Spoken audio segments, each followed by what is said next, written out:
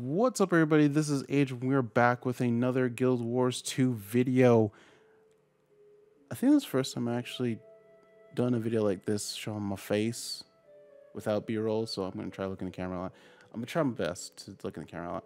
But Arena has released their summer 2021 plans, and we're just going to go over everything just like freeform, kind of a TLDR for you guys. I'll put the link in the description so you guys can look at it in detail if you'd like, but I'm just gonna go over and just give my initial thoughts. So, by the way, for those of you who have done every episode of Icebrew Saga, you will receive a special Ascended accessory. If in the future you complete all the episodes of Icebrew Saga, you'll still get the accessory. They'll mail it to you in your inbox when you visit Eye of the North the next chance you get. All right, enough of that.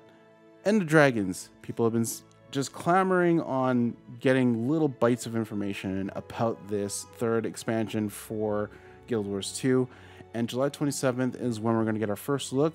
They're going to release a bunch of news about the features, the introduction of the story, a new trailer video, and Elite Specs beta event information, which I also assume that they'll release some info about the Elite Specs as well. So I think the first thing to keep note of is that I think we're looking at a late September release because this type of format is what Path of Fire used.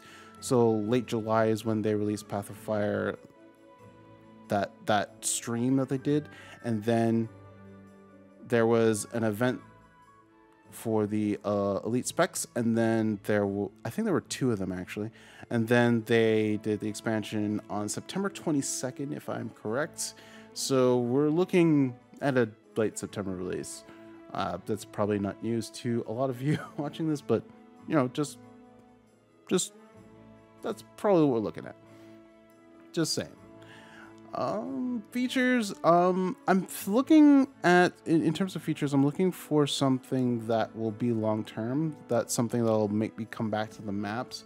I'm also kind of looking at, hopefully, at the prospect of revitalizing guild missions in some way, shape, or form, because I feel like guild missions are a really good way to get guilds to do an activity together outside of like raids or World vs. World, or if you have a PvP guild. But it'd be kind of nice to, like, guilds make their own fun sometimes, yes, but like it'd be kind of nice to just have something in game to help it along, you know, like weekly guild missions. That's a cool thing to do. So another thing that I'm looking forward to is kind of how they're going to do the maps this time around, because Heart of Thorns was very meta heavy. Path of Fire was more exploration heavy with like meta events, but they were very concentrated in the area that they were in. So, and I didn't really feel enticed to go back to the Path of Fire maps versus the hot maps where I know I'm going to get a bunch of rewards. It's probably mostly because I know the meta events. I know like I'm going to get a ton of rewards if I do this, so type of deal. Maybe that's why. Maybe it's a personal preference in that case. But I rarely go into Path of Fire maps unless it's a daily.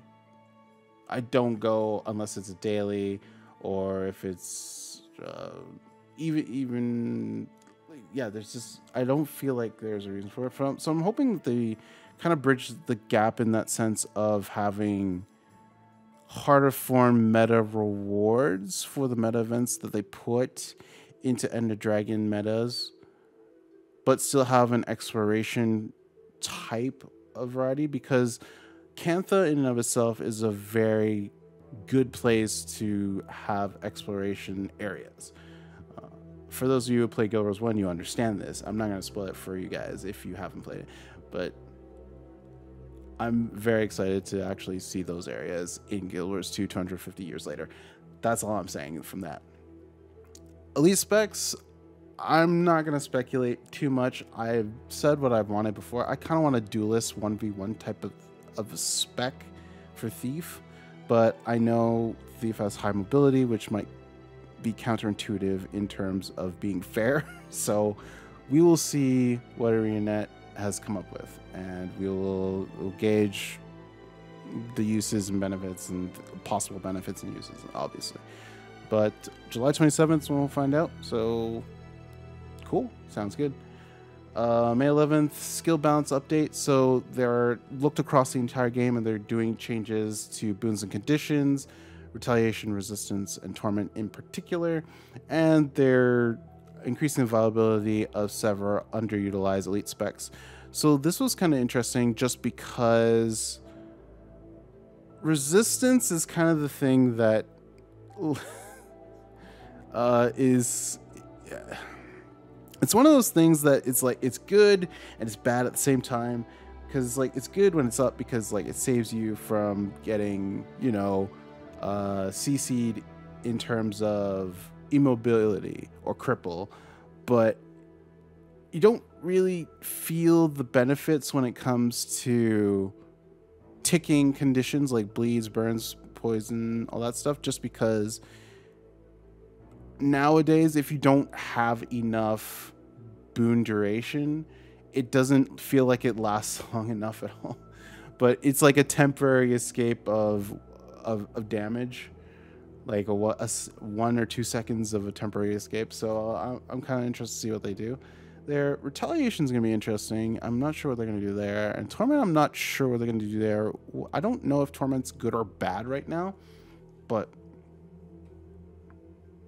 yeah, so I'll read the notes, which come out on April 29th. This is basically when I'm filming this. So probably I'm going to stream tomorrow, so I'm going to actually probably talk about it on my stream. And then, yeah, and we'll see what we think about that. So that'll be a lot of fun to look at. It's also just fun to mess around with different builds, obviously. And the most important thing is that they're doing a nice flow for balancing up to and after End of Dragons, because what they're doing now is they're doing a big balance update that probably incorporates changes that they want to do for End of Dragons, but they also don't hinder the current set of elite specs or trait lines that we have now, so everyone can mess around with it. And for the next couple of months, and they do balance changes, obviously, and they'll do balance changes before or on End of Dragon's release, and they'll do more balance changes and bug fixes, obviously, because there will be bugs after End of Dragon releases. So it's kind of like a nice flow, a chain of events, which I really, really dig. Another thing, Living World Complete Cycle. This I'm going to try to shorten. So basically, starting May 25th, there's going to be a spotlight of a Living World episodes, and you can pick them up for free if you didn't have them, and there's going to be new achievements for those. And if you complete the ones for Living Story Season 2 and 3, you will get a voucher for a Guild Wars 2 End of Dragons precursor weapon. That's right. There will be Gen 3 legendary weapons for End of Dragons. So this is a very hype thing for a lot of people, because they knew Pathfire obviously did not have that, but they have materials to allow you to get the ones for the Gen 2 that came with Hot. So if you had Pathfire, you can get the Hot ones essentially. And after completing the new meta achievements for all 3 playable Living World seasons, so Season 2, 3, and 4, and Iceberg Saga, you receive a Legendary Amulet. Legendary Amulet as a powerful reminder of your role in shaping Tyr's destiny. So that's really cool. So if you are into getting a precursor for End of Dragons, which I'm all in for, you could just do the new meta achievements for Living 2 Season 2 and 3, and if you want the Legendary Amulet, you just have to do additionally the new meta achievement for Season 4 and Iceberg Saga. Seems fair. It's actually something that open world PvE players can do, or like if you just want to get those legendaries or that precursor voucher, it's something to work towards while you're waiting for the expansion to launch. So that's really cool. I dig it a lot.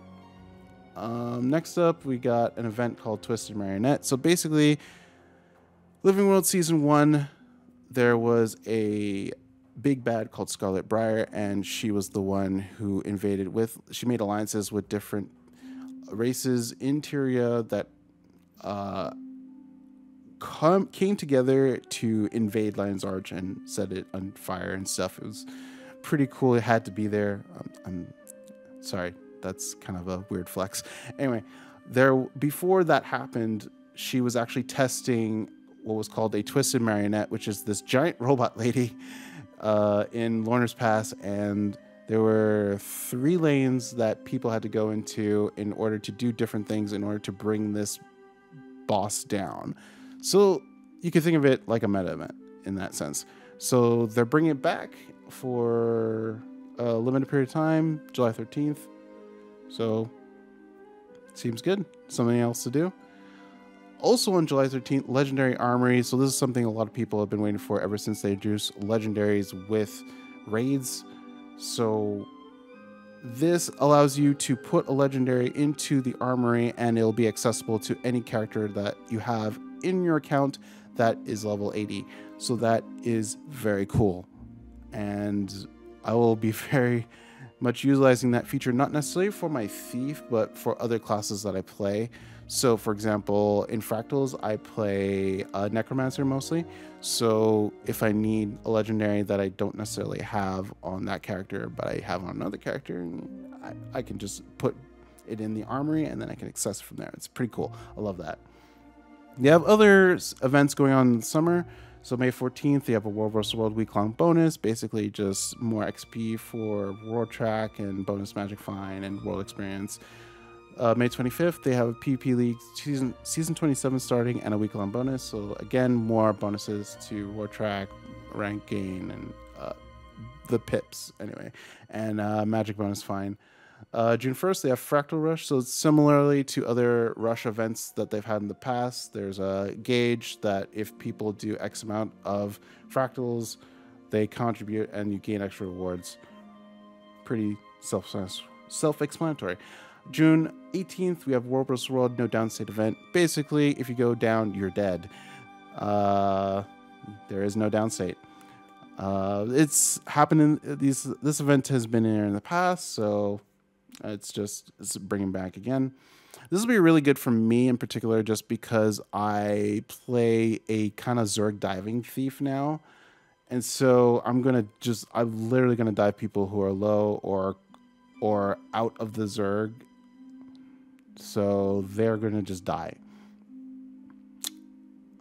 And yeah, that'll be that. June 22nd, Dragon Bash. So I actually didn't do Dragon Bash last year. It's hosted in Holbrook, and I might actually check that out this time around. I think I was getting into Apex at that time, but yeah. Anyway, July 5th, SPP Tournament Week and the Tournament of Legends. So basically, there's a tournament hosted by ArenaNet, and if you win it, you get the opportunity to choose between a Gen 1 or Gen 2 Legendary. Now, the only thing I'm concerned about is when trading, obviously, because this has happened in the past before, so hopefully no one does that this time around. And there's also the addition of bots and hackers that have been playing PvP, I think, in bronze and silver mostly, maybe a little bit of gold. I'm not pretty sure. I don't know if ArenaNet's gonna... I don't know if Arena has a plan for that just yet, because that is a problem that when plagued with that problem, it takes a long time to figure out a decent solution. And you can't go out and say, hey, this is our plan for it, because like it tells the hackers what your plan for it is. So yeah, I understand it's taking a long time, but hopefully, like, those issues aside, that's a cool thing to have. And July 23rd, we're back with the World vs. World week-long bonus event. So that's pretty cool. So yeah, that's all the news. It's a bunch of cool stuff. I'm very interested mostly in the skill and balance update, because it allows me to make different thief builds. The Living World stuff is really good because it's the legendary grind for new weapons. And what's also cool is that since Gen 3 legendaries are confirmed, I can actually be mentally prepared to make more legendary look videos on the channel for people who want to make these Gen 3 legendaries, but want like that overall look and so that'll be fun to do again. So yeah, pretty cool stuff. Yeah, let me know what you guys think about everything, about the news for Ender Dragons, that what you're looking forward to, what you're expecting, about all the stuff that's going to be happening between now and August.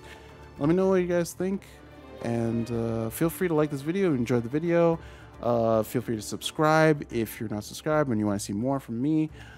You can also follow me on Twitter. You can follow me on twitch.tv/AgeNightroad, where I basically stream Guild Wars 2 and Apex Legends. I stream other games, but mostly those two for now. And yeah, that's the best way you can support me. So that'll be all from me. Take care, be kind to one another, be good to one another, stay safe, and I'll catch you next time. Peace.